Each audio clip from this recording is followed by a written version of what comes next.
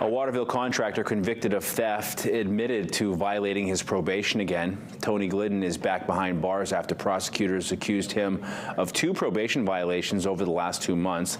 Glidden appeared in an Augusta courtroom today where he didn't deny those allegations. Instead, he entered an agreement with the state to be transferred to a long-term residential substance abuse treatment program.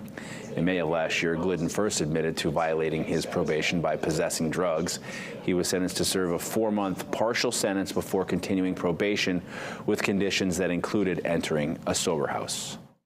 If he's successful, we will look at a time served probation to continue and may amend some of his probation conditions. If he is not successful, we will be looking for a full revocation, which is approximately 40 months.